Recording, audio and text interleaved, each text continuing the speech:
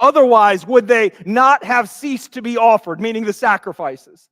Since the worshipers, having once been cleansed, would no longer have any consciousness of sins.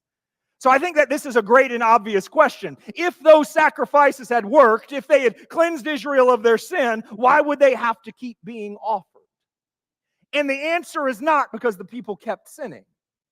Because here's what I think the real question we need to ask is, why did they keep sinning?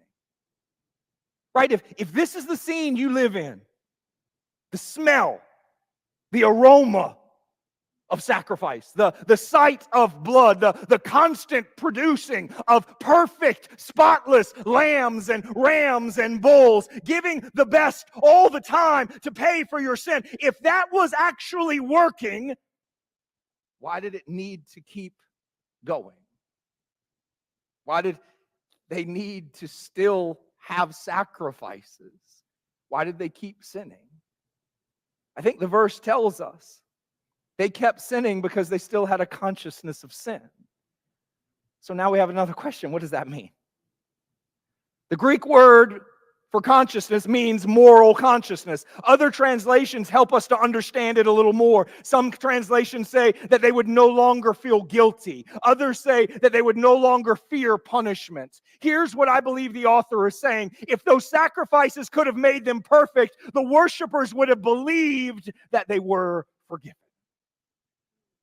See, part of being what the scriptures call perfect is trusting that God is who he says he is and that the work he has done is enough. It will be what he promised that it would be. Part of the reason some of us still offer our own sacrifices is that we're not confident that the sacrifice Jesus offered was enough. We still think we need to do this, that, and the other thing just because we're not sure that the blood actually covered it. How many times have you said, I hope I make it? How many testimonies have you heard where someone that's been in Christ for a long time will say, I just hope I get there. I just hope he receives me. How is that possible unless we're not sure that what he said he would do has actually been done in our lives? I'm not sure if what I'm doing is good enough, but I need to be sure if what he's done is enough, or else I'm doomed. But I don't think that we get free from the consciousness of sin until we're confident in what Jesus has done.